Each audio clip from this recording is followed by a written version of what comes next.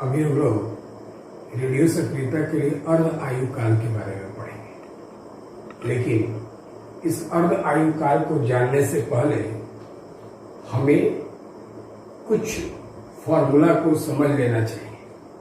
और वो फॉर्मूला क्या है? जैसे log m का पावर n दिया, पावर का फॉर्मूला, तो ये पावर को हम आगे लिख देते हैं n log m। उसके बाद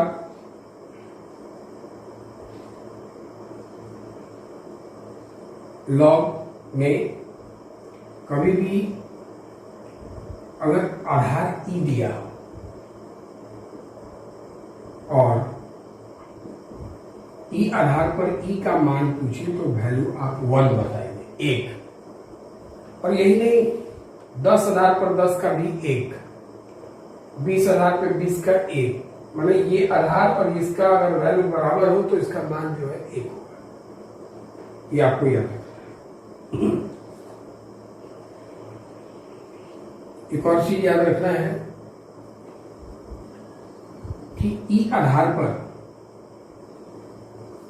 कभी भी किसी प्रश्न को आंकिक रूप में बदलना हो तो ई को 10 में बदलना पड़ता है, माने ई आधार को 10 आधार में बदल देना होता है।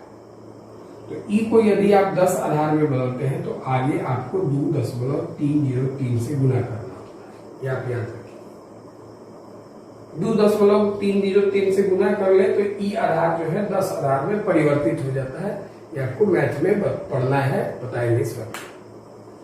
अब ये चीज ध्यान रखेंगे कि अगर किसी भी प्रश्न को बना रहे हैं आप, तो अगर उसमें 10 आधार पर 2 का मान अगर पूछते तो इसका मान होता है 0.3010। ये सभी चीजों को आप याद रखेंगे थोड़ा ढंग से, अच्छी तरह से। आगे देखेंगे इसमें। इसके बाद आपको पढ़ाया गया था पहले वीडियो में, ठीक पहले वाले वीडियो में आपने पढ़ा था n बराबर n0 e का पावर -λt। ये आपने मान पढ़ा था। अच्छा, आप n0 को गुना में इधर से लाके भागा में कर सकते हैं।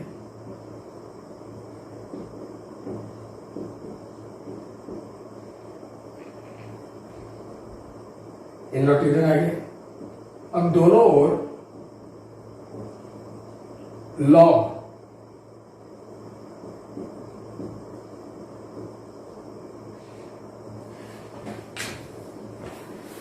उपयोग करने पर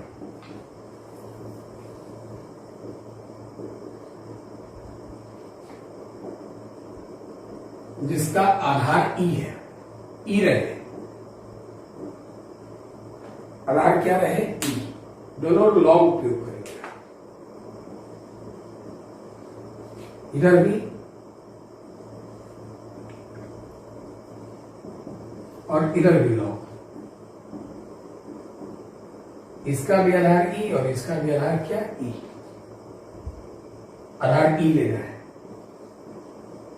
ध्यान से सुनिए बात।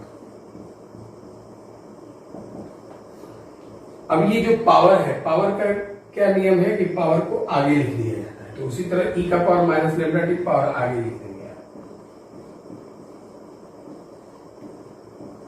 ई पर ई,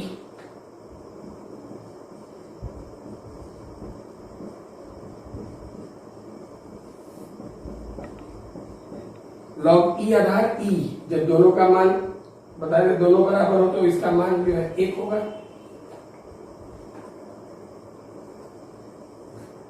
तो क्या बचा?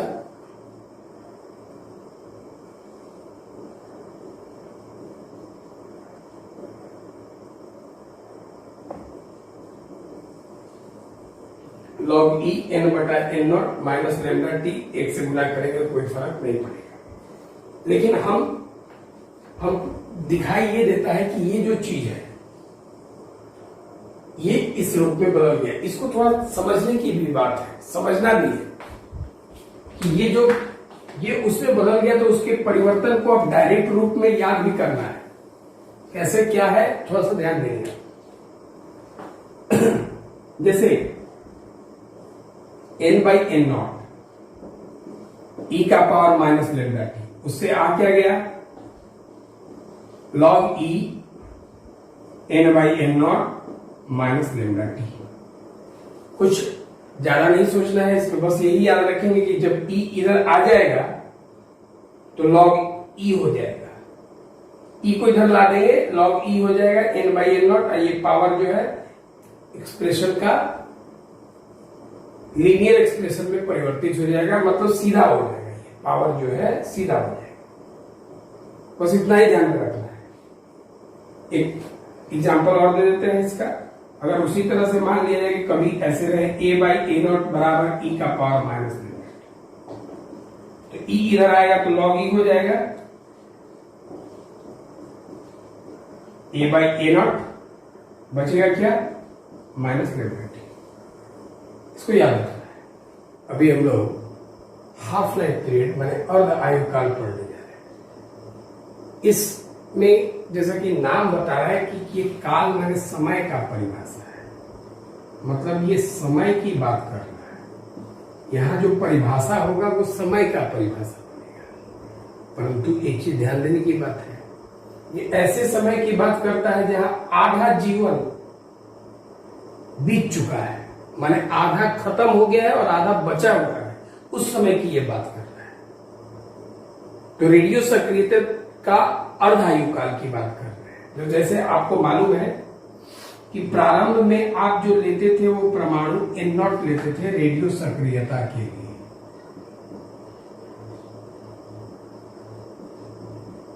एन नॉट लेते थे, तो प्रारंभ का समय तो आप 0 मानते हैं। अच्छा, उसके बाद आपने टी समय पे आपको याद होगा कि आपने एन माना, रेडियो सक्रियता चल रहा है। लेकिन अब आपको एन की बात नहीं करनी है, आपको अर्ध आयु काल की बात करनी है, आधा जीवन।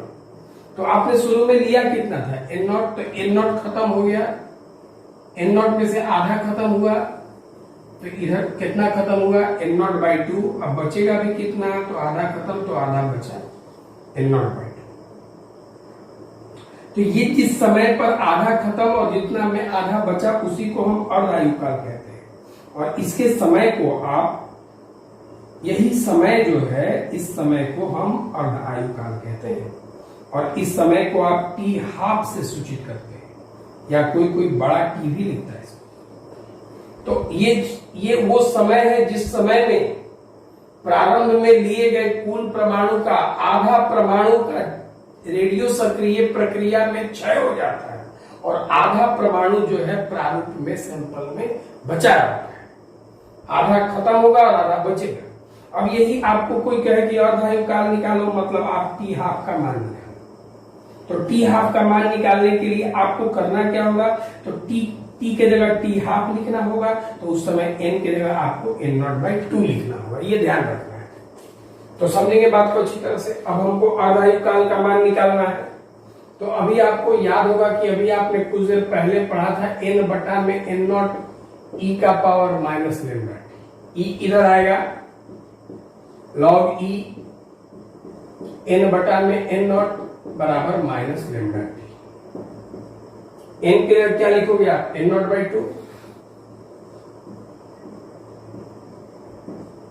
एन के जगह पे एन नॉट बाई 2 और टी के जगह टी हाफ।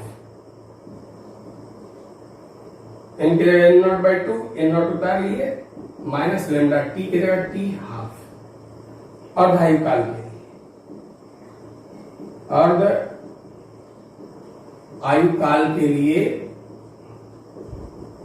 टी बराबर टी हाफ लिखेंगे और एन के जगह आप लिखेंगे एन नॉट बाई 2। तो ये एन नॉट से एन नॉट खत्म, आधार ई है 1 by 2 minus lambda T half.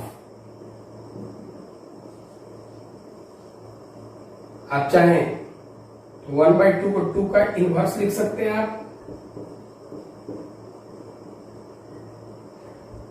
2 का पावर -1। पावर आप मालूम है ये पावर आगे आ जाता है, तो उसी तरह से ये -1 जो है ये आगे आ जाएगा। लॉग ई आधार पर 2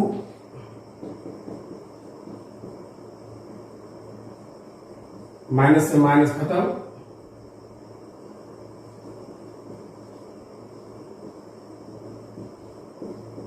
टी हाफ 1/2 है ये, जैसे लिखे आप, टी हाफ ऐसे चाहे ऐसे, कोई दिक्कत नहीं। ई आधार को 10 आधार में बदलना होगा। ई को 10 में बदलने के लिए 2.303 से गुना,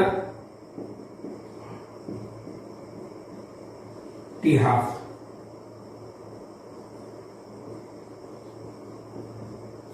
लॉग 2 का मान 0.3010 बताए थे, लेमडा टी हाफ, इसको गुना करें आप 0.693 लगभग आएगा, लेमडा टी हाफ। और भाई का निकालना है, मतलब टी हाफ निकालना है। लेमडा को इधर लेके चले जाइए, तो टी हाफ बराबर लेमडा नीचे आ जाएगा 0.693 बटा में लेमडा। ये आपका टी हाफ का मान, अर्धायु काल का मान आ गया। अभी हम लोग रेडियो सक्रियता के अर्धायु काल को परिभाषित करने जा रहे हैं। परिभाषा जैसे आपको मालूम था, पीछे बताया हम कि काल मतलब समय का परिभाषा देना है। तो ये वो समय है जिसमें प्रारंभ कर लिए गए परमाणु का आधा खत्म हो जाता है और आधा बच जाता है, क्षय कर जाता है। तो n0 आपने लिया था तो आधा खत्म हुआ, तो ये n0/2 हो गया, तो आधा इसका बचेगा इधर, तो n0/2 हो गया। ये जो आधा खत्म और आधा बच रहा है, तो इसका जो समय हुआ, यही समय को आप अर्ध आयुकाल कहते हैं, जिसे आप T1/2 या T द्वारा, यही अर्ध आयुकाल है। तो अर्ध आयुकाल ये क्या है? तो ये समय है, ये समय की बात है। तो ये वो समय है जिस समय में प्रारंभ के लिए गए परमाणु का आधा भाग क्षय कर जाता है और आधा सैंपल में बचा रहता है, वही लिखा गया है। उस समय को हम, काल का मतलब समय को परिभाषित करता है। समय, ये समय है, इसी समय को अर्धायु काल कहते हैं। तो उस समय को हम अर्धायु काल कहते हैं जिस समय में संपूर्ण परमाणु का आधा भाग रेडियो सक्रिय प्रक्रिया में क्षय कर जाता है और आधा सैंपल में उपस्थित रहता है। इसी को हम अर्ध आयु काल कहते हैं और इसे टी हाफ या टी द्वारा सूचित किया जाता है। अभी हम लोग एक पॉइंट देखते हैं उसमें कि रेडियो सक्रियता में जो सक्रियता का जो परिमाण होता है, सक्रियता को हम ए से सूचित करते हैं, वो उस समय उपस्थित परमाणु संख्या पर निर्भर करता है। इसको हमने शुरू में ही बताया था कि कोई भी रेडियो सक्रिय प्रक्रिया जो है दाब पर निर्भर नहीं करती, उसमें उपस्थित परमाणु संख्या पर निर्भर करती। मतलब कि जब किसी का सक्रियता जो है उसमें उस समय के परमाणु संख्या पर यह निर्भर करता है।